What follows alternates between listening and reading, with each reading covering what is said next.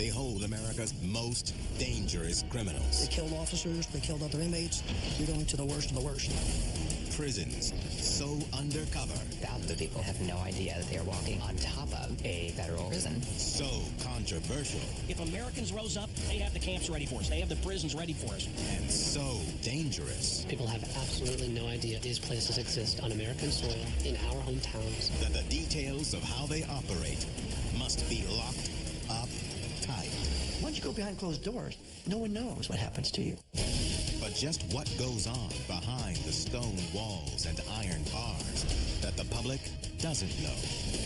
And are these facilities really hiding deep, dark secrets? The public has really very little idea of what's happening behind the walls of America's prisons. There are those who believe in the existence of a book.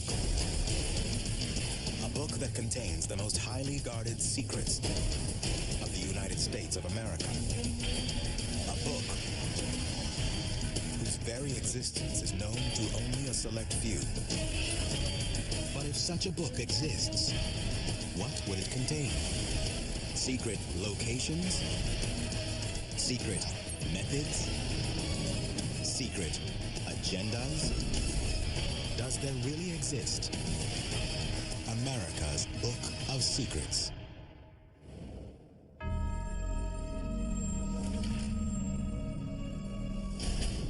Guantanamo Bay Detention Camp on the southern coast of Cuba, 700 miles from the United States. Built in 2002, the American military prison, also known as Gitmo, has detained nearly 800 alleged terrorists. This notorious site has made national headlines for its classified operations and the dangerous criminals it holds. But what many Americans may not realize is that there are other prisons. Prisons located on U.S. soil that harbor government secrets and contain criminals just as terrifying as those in Guantanamo. The very most secret prisons, I would say, are super high security, supermax prisons. The prisons where prisoners are in their cells, locked behind a solid steel door for 23 or 24 hours a day. Those are the most out-of-sight parts of our criminal justice system. Florence, Colorado. Hidden amidst the scenic Rocky Mountains lies the $60 million Administrative Maximum Facility, or ADX. Built in 1994, many believe the so-called Supermax is the most secure prison in the United States, and possibly even the world. There's only been 3 Supermax prisons in history, federal Supermax prisons. Alcatraz, Marion, Illinois, and now the current one. I worked the prison beat for 23 years, and Supermax is by far the most elite of the prisons. It really is very secretive. It's been called the Harvard of prisons. The inmates that are at the current Supermax facility, they killed officers, they killed other inmates, they're going to the worst of the worst. Out of the 218 or 219,000 inmates in the federal system, the Supermax can only hold 490. It's not even full. You have to earn the right. Inmates consider themselves to be very important people, and they've earned this. It's a status symbol for them. Being in a Supermax prison makes them feel very special in a way. The Supermax, just over 100 miles south of Denver, is often also referred to as a clean version of hell, and the Alcatraz of the Rockies. As you get closer to the prison, you realize there's 6 gun towers, an abundance of razor wire, mobile patrols, armed officers in those vehicles driving around. Let's be candid here. It's the most secure facility in the United States. Prisoners at the Supermax are so high profile and so dangerous that their transportation into the facility warrants extra measures to ensure they do not escape. During those transports, it could be everything from a Black Hawk helicopter to chartered planes. There are all kinds of shackles, leg irons, and belly chains, sometimes electronic devices, so if they move and try to escape, you can provide them a charge. I can't tell you the specifics about how many people are supervising those moves, but they're high level. There are helicopter deterrence systems If you try to fly over with a helicopter to extract someone from the little yard that they have in the center of the prison, there are several layers of cables that crisscross over the yard. So nothing's getting out, nothing's getting in. According to insiders, the technology at the Supermax surpasses that of any federal prison before it, making any attempt to escape futile. There are motion sensors in the floor.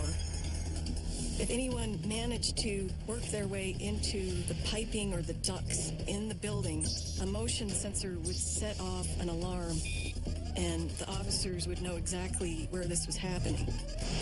The other thing about Supermax is the master control system is located where the inmates would never be able to get to it.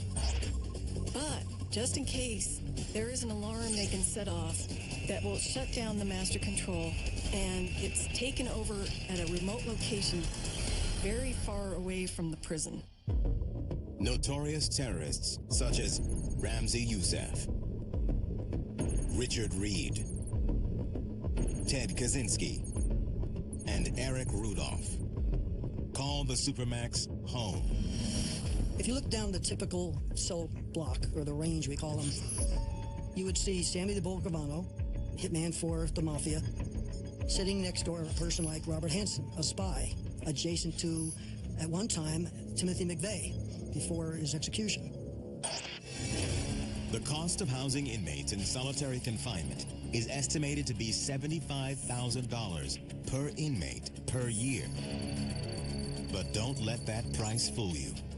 Although the Supermax may appear to be a high-tech facility, this is no luxury hotel.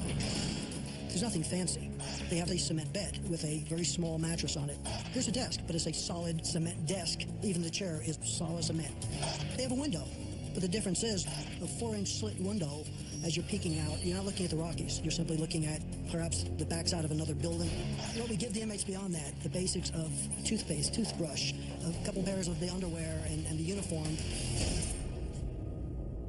But believe it or not, the Supermax is more than a holding pen for some of the world's most notorious criminal minds. It also serves another, more secret function, one that is considered crucial to America's national security. The average prison in the United States is there to contain and be a deterrent to others. The Supermax has another mission that's not often discussed. We're holding people that have really impacted our lives. So there's intelligence gathering. We're involved with the Joint Terrorist Task Force. We're involved with national security agencies, FBI, Secret Service, the whole 9 yards. Because some inmates would love to still run the world from inside the prison, so our job is to minimize that, if not just totally stop it. We're also listening to the conversations. We listen live time, we record, and the reason being, we don't want some plot to occur out in the world, and then we go back and do a post-mortem. That's a reactive response. The intention of the Supermax is to be so proactive that we're connecting the dots.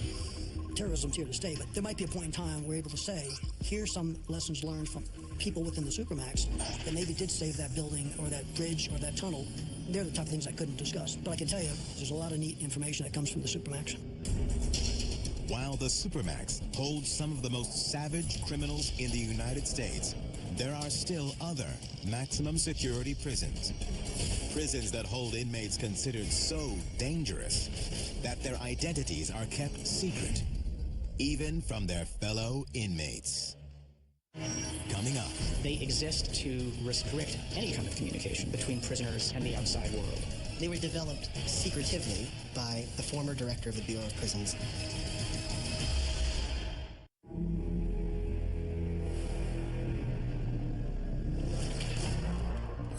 Buechner, North Carolina, May 2008. In the darkness of pre-dawn hours, at the Federal Correctional Institution, guards enter inmate Andrew Stepanian's cell. Without any explanation, they shackle the 29-year-old and remove him from the facility. They put like a leather, big, thick, weightlifter-style belt around my waist with a ring. They put my handcuffs through the ring, and then around this ring, they put a black box with another key and padlock. They then cuffed my feet together, so I really was pretty much incapacitated. Within hours, Stepanian was covertly transported to a private plane with 30 other inmates. But why? Just what did this prisoner do to warrant such an unusual and secret transfer? I was sentenced to 36 months in federal prison because I violated a law called the Animal Enterprise Protection Act of 1992. I caused more than $10,000 in financial damages to businesses that used animals for research. I was designated as a terrorist in the Federal Bureau of Prisons. But why was Andrew Stepanian, who had served most of his term at a medium security prison, suddenly moved in the early morning hours to a place known as a CMU, or Communication Management Unit, a prison where some of the country's greatest security threats are kept under constant surveillance? The Communications Management Units, or CMUs, are two units that the federal prison system established in 2006 and 2007. There's one at the federal prison in Terre Haute, Indiana, and another at the prison in Marion, Illinois. They exist to very radically restrict any kind of communication between prisoners and the outside world. They were developed secretively by the former director of the Bureau of Prisons named Harley Laplin. Harley Laplin introduced in about 2004 a plan to Congress to develop something called the CTU, Counterterrorism Unit. Objection, motion reconsider is laid upon the table. Both Democrats and Republicans struck it down because it kind of smacked of racial and ethnic discrimination. In spite of the bipartisan objections, the Federal Bureau of Prisons opened these CMUs and started filling them. But why? Were the prisons created to serve another, more secret government agenda? Within those prison yards and prison walls, you have a separate unit for people that the government describes as having, quote, inspirational significance. I would argue that's a euphemism for political prisoners. But with only 5.5 months remaining in his sentence, why was a relatively harmless prisoner like Andrew Stepanian transferred to such a maximum security facility and placed in the company of convicted terrorists? What's very concerning about the CMUs is that over 2/3 of the prisoner population are Arab or Muslim prisoners, despite the fact that Arabs and Muslims are a tiny fraction of the entire U.S. prison population. So it certainly raises the possibility that people are being sent there for discriminatory reasons. All prisons have missions. The Communication Management Unit is designed to house individuals that are terrorists and are a threat to our communities. And that's their mission. The federal government began to see continued communication with other terrorist links and decided to concentrate these individuals into a CMU. Confused and frightened, inmate Andrew Stepanian wondered just why he had been sent to a prison where the majority of prisoners were Muslim and were involved in criminal acts of terror on a far greater scale than his own. And then one day, Stepanian learned he was being used as what's called a balancer. I first heard the term balancer from a guard. While I was doing my laundry, a guard stopped next to the washing machine and he said, "Kid, I want you to keep your head up. You're only here for balance." He says, "You're not like the rest of these Muslim guys. You're only here for balance. You're going to go home soon enough." If that was truthful, if that guard was privy to information that I was just there to offset the racial disparity, that is somewhat eye-opening. Is it politically correct? Probably not. Is it receiving a lot of legal scrutiny? Yes, it is. So I think they began to identify terrorists that have been convicted in the United States. They're there to take the pressure of litigation off of by bringing in those other individuals that are not Muslim that seem to be balancing that population. There's been national discussion about places like Guantanamo Bay, but most people have absolutely no idea that these places exist on American soil, in our hometowns. They're prisons within prisons that are some ways even worse than the most extreme prison units in the country. Does the United States government really operate secret terrorist prisons? Prisons that serve as American gitmos and whose populations are overwhelmingly Muslim. And are non-Muslims, like Andrew Stepanian, really used as so-called balancers in an effort to avoid charges of racism and racial profiling on the part of the government? Men like Andrew Stepanian believe the answer is yes. But there are also those who believe there is yet another, perhaps more shocking agenda involving America's prisons. One that involves trading human beings for cold, hard cash. Coming up. In the public sector prisons, you're basically a number. In the private prisons, you're a number with a dollar sign in front of it. For inventory, and they got to keep the shelves stocked.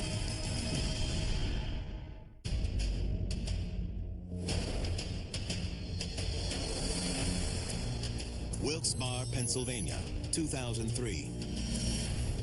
At the Luzerne County Courthouse, 17-year-old Edward Kenjikowski stands before Judge Mark Chivarella Jr., accused of possession of marijuana that was not even his.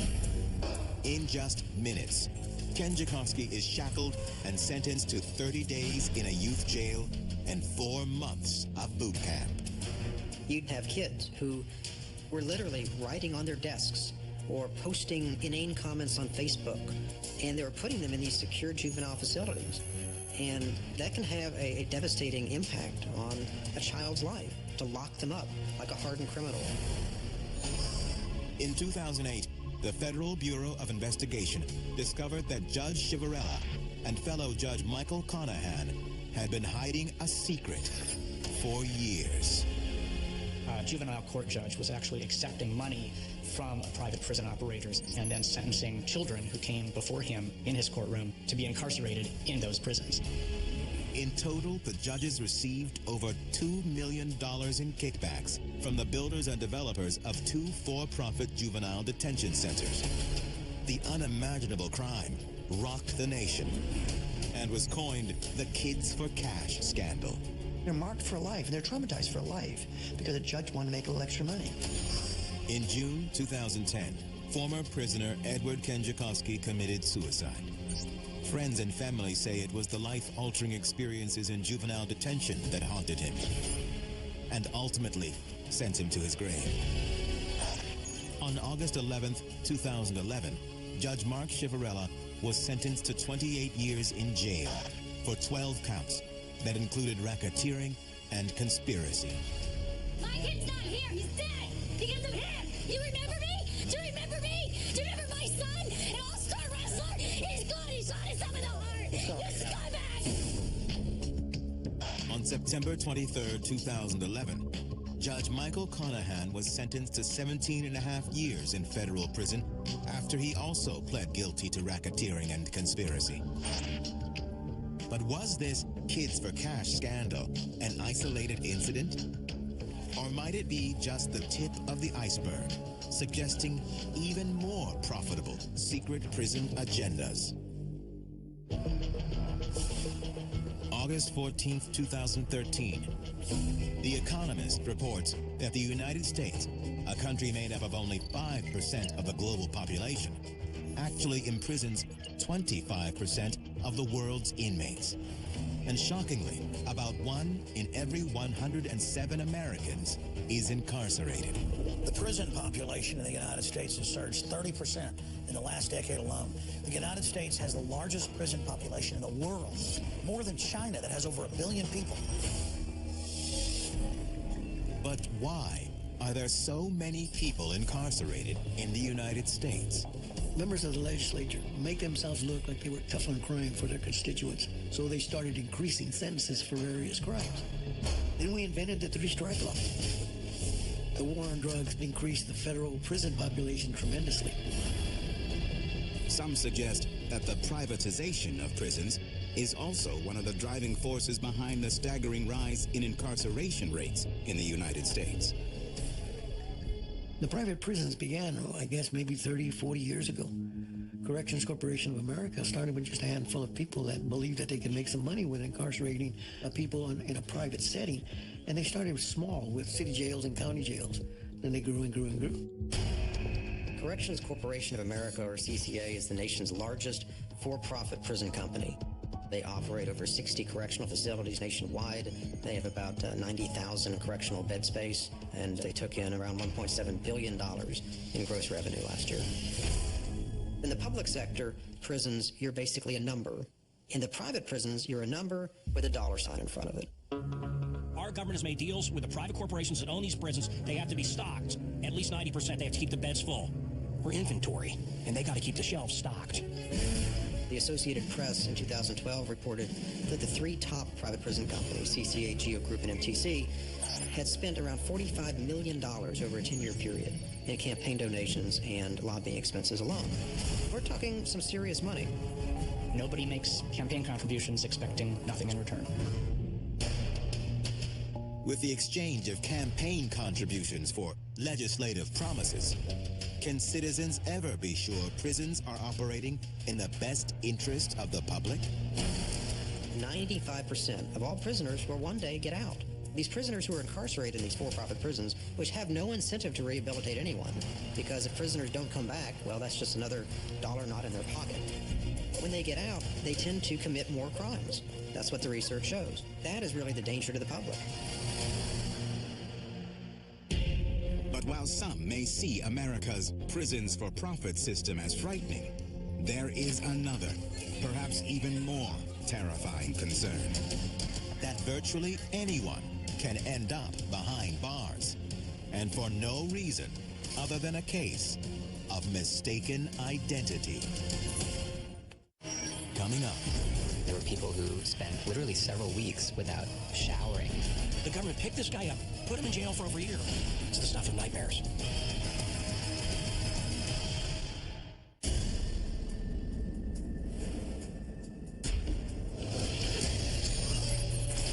Los Angeles, California, June 5th, 2007.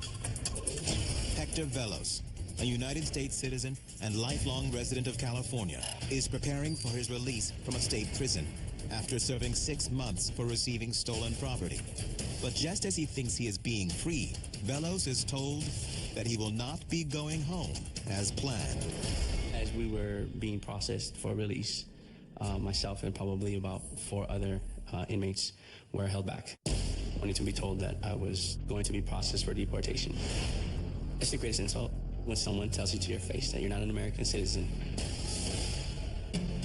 Velos says he was then transferred to an unmarked processing site in Bakersfield, California, run by Immigration and Customs Enforcement, or ICE, and the Department of Homeland Security. You're a transfer facility for ICE. It just looks like a building, a station. There's no formal signs as you're walking in or anything that tell you you're actually in care or custody of ICE officials. According to other insiders, the secret location is just one of more than 180 sites known as field offices or processing facilities, being hidden from the American public. We're right in downtown Los Angeles. Behind me is a federal building, and this is the front entrance. But you'd never know that underneath it is a hidden prison. So when someone's standing in the federal building, or even on the sidewalk, there are literally underneath your feet people in a prison being held by the Department of Homeland Security. Is the U.S. government really detaining immigrants, even American citizens, and hiding them in plain sight? Seeing this driveway here and being in LA, you'd think it was a parking lot. But actually, if you go down there, that is the entrance into an underground detention center where the Department of Homeland Security prisons immigrants while it processes them to be sent to other locations for detention. Although covert processing centers are meant for short-term stays, anywhere from 12 to 24 hours, there are those who claim these centers actually detain people for days, weeks, and even months at a time. There were people who spent literally several weeks without brushing their teeth, changing their clothing, showering, without being able to make a phone call. And when you have 50 people using 1 or 2 toilets, you can imagine what that's like. After 2 days spent in a holding cell, Hector Velos says he was flown to Eloy, Arizona, and locked up in an ICE detention facility. There, he spent 2 weeks behind bars before he could even see a judge to plead for his freedom. I submit my parents' birth certificates and my birth certificates, and I think with all the birth certificates, it should pretty much clear it up. And it doesn't. Some people spend years and years in prison, and you hear those stories all the time. mistaken identity, bad witnesses. Those things happen, and it takes years to unravel. So, that happens. The system will make mistakes. Even after Velos submitted his birth certificate, legal briefs he prepared himself, and a court appearance by his father, a decorated Vietnam War veteran, it still took 13 months before he was finally recognized as a U.S. citizen and set free. The government picked this guy up, put him in jail for over a year. Sorry, this doesn't happen in America. Oh, wait a minute, yeah, it does. I can't imagine what he was thinking sitting there. I mean, it's the stuff of nightmares. It is estimated that Velos's detention cost U.S. taxpayers tens of thousands of dollars to house him. And Velos is just one of hundreds of American citizens wrongfully detained. Reportedly, there were roughly 800 U.S. citizens in ICE detention between 2008 and 2012. But why? Critics believe that private prison corporations have been driving the country's immigration policy. They believe that they are lobbying for policies that will lock up more immigrants. About half of all immigrants who are detained by the federal government are housed in private prisons. It makes you wonder who's on the payroll, who's really gaining from this. I didn't. But while hundreds of U.S. citizens are wrongly detained in federal immigration facilities, there are those who believe there now exists a growing number of other, equally insidious, secret prisons. Facilities which appear to be benign, but whose secret purpose may pose the ultimate threat to America's freedoms. Coming up. They plan to round people up. They got a list of where you work, where you go to school, what you do. The U.S. government is making contingency plans to hold large numbers of human beings.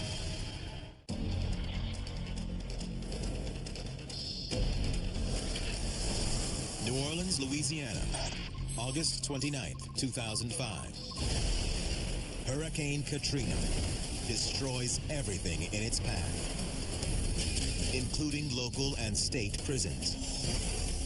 A state of emergency is declared, which many believe is a de facto form of martial law.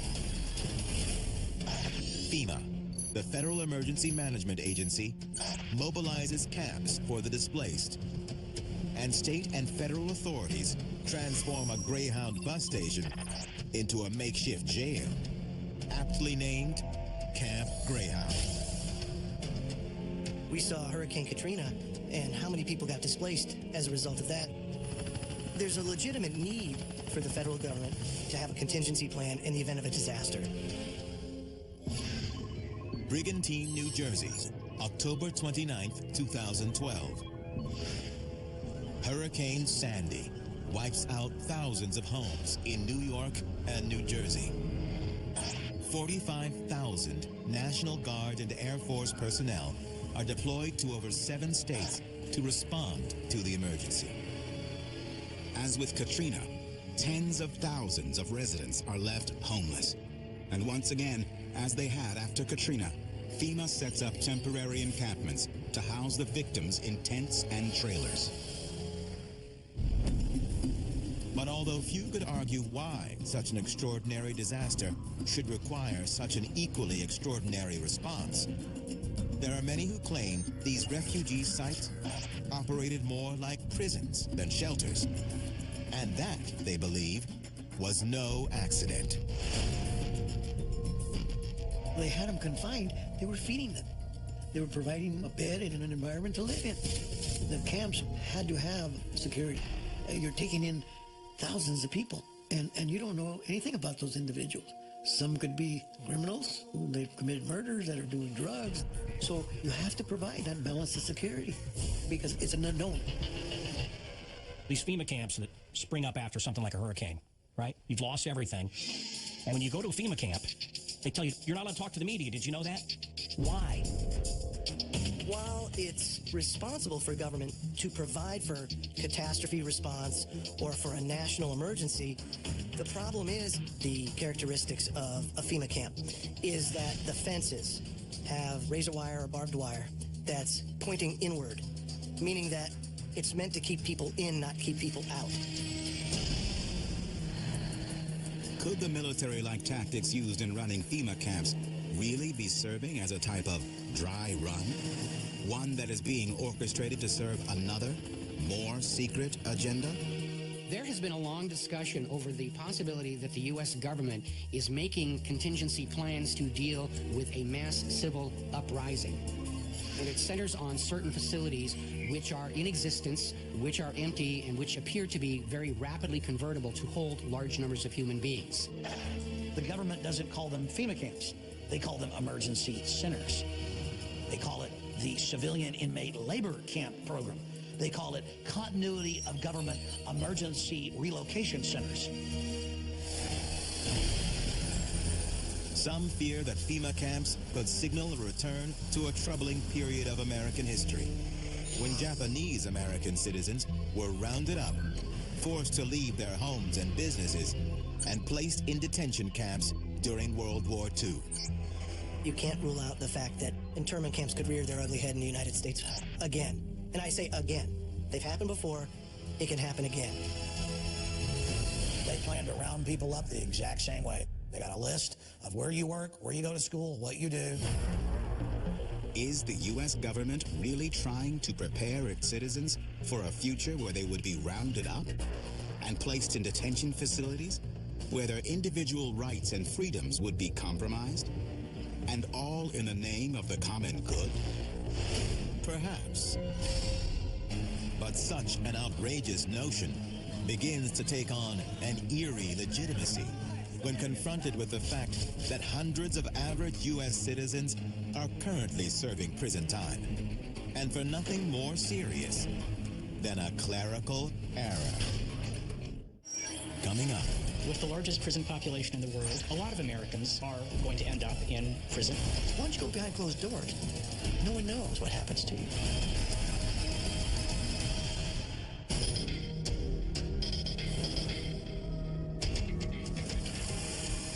Herrin, Illinois. Cancer survivor Lisa Lindsay is arrested and jailed for failing to pay a $280 medical bill. But according to Lindsay, the bill is not hers. In fact, her name was erroneously attached to the debt by a collection agency. Lindsay ends up paying $600 to settle the mistaken charges and to get out of what some call a debtor's prison. Debtor's prison refers to the practice of jailing a person because he or she can't afford to pay a fine. It might be a very small fine. There are thousands of inmates in jails and in prisons across this country that are there because they can't afford to pay their bills. The Supreme Court ruled more than 30 years ago that it's unconstitutional to jail someone for failure to pay a fine unless the court specifically finds the person could pay but is choosing not to. In other words, you're not supposed to be jailed just because you're poor. Debtors' prisons were outlawed in the United States nearly 200 years ago. So how could they possibly exist today? People being jailed for debt tends to happen in municipal courts, in cases where people don't have a lawyer, and so it sort of flies under the radar. And it's a population that's, by definition, poor, doesn't have political power, doesn't have influence, doesn't get a lot of media attention. A person who's arrested for having too many speeding tickets and hasn't paid them, and then is put into a jail, and put into a cell with a couple of rapists, the trauma can be truly severe. And it can be very terrorizing to a person. But sometimes in jails, because of overcrowding, they'll put them in with people who have violent tendencies. And so we have seen people who have been assaulted. Could it really be that easy for people to be locked up due to clerical errors or simply a few missed payments? And if this can happen to any American, should the public pay closer attention to how our prison system operates and what secrets it may be hiding? Everyone can see what's happening within those institutions. And it's like they want to get to the edge and look over the cliff and see what's in there, but they don't want to really jump. Because once you go behind closed doors, no one knows what happens to you. Citizens jailed for minor debt and mistaken identity. Juveniles locked away for years at a time. And Americans wrongfully imprisoned for alleged immigration violations. Is the American prison system expanding so much that it could soon be detaining citizens for any reason at all? And all in the name of national security. It's conditioning. That's exactly what it's for. But what are they conditioning us for? Is it economic? Could it be some sort of natural disaster, an earthquake? It could be any one of those things. But you can say beyond the shadow of a doubt that they're preparing for something. I've been in some of the protests with the cops dressed up like stormtroopers out of Star Wars.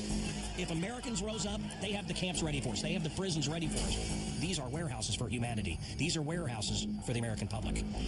The public has really very little idea of what's happening behind the walls of America's prisons. No one can deny it. The land of the free, the home of the brave, has the largest prison population in the world, and it's only growing. Most people think of prisoners as the other. The reality is, with the largest prison population in the world, a lot of Americans are going to end up in prison or at least in jail at some point in their lives. It might be you, it might be your son or daughter, it might be a friend. We should all care what happens in prisons because that could be you or me or any of us. Should all U.S. citizens, even the law-abiding, be concerned about America's so-called secret prisons? There are those who believe the answer is a profound yes. But one thing is certain. Until the nation knows the truth about its prisons, thousands of Americans will continue asking questions and fearing the unknown, while others will simply turn their heads and say, "It can't happen here."